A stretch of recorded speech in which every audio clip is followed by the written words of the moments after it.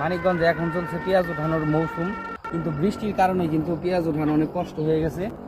আর এটা হলো আমার মরিচ ক্ষেত। এই ক্ষেতের মধ্যে কিন্তু পেঁয়াজ লাগানোর পর মরিচ লাগিয়ে দিয়েছিলাম। মরিচ গাছের চেহারা মোটামুটি মাসাল্লাহ অনেক সুন্দর আছে, কিছু গাছে কিন্তু মরিচ অলরেডি চলেও আসছে। আর এই পেঁয়াজ তোলার কামলার দাম হলো 900 থেকে 1000 টাকা, এবং 2 বেলা তাদেরকে খাওয়াইতে হয়।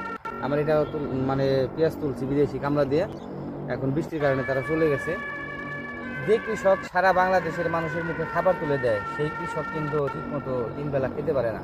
এই পেঁয়াজ দেখেন কি অবস্থা পেঁয়াজের, এটা কিন্তু বৃষ্টির কারণে মানে হয়ে গেছে, ডিসকালার হয়ে গেছে। তারপরে এটা ঘরে রাখা অনেক কঠিন। অন্যান্য বছর যেরকম পেঁয়াজ রাখি করে মানে মজুত করে, যেটাকে বলে আমাদের মানিকগঞ্জে, সেটা কিন্তু মানে থাকার সম্ভাবনা খুবই কম, পচে গেছে।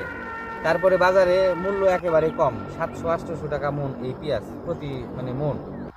সুতরাং কৃষকের কোনো নাই, মানে দেখার মতো কেউ নাই। এক বস্তা সার যখন 2400-2500 টাকা দিয়ে কিনতে হয়, তখন কিন্তু কৃষক মাথায় হাত দিয়ে বসে থাকে, বিএনএনজি থেকে লোন তুলে এই ক্ষেত করে। কিন্তু যখন ফসলের দাম পায় না, তখন কিন্তু শূন্য ব্যাগ হাতে নিয়ে বাজার থেকে চলে আসতে হয় বাড়ি।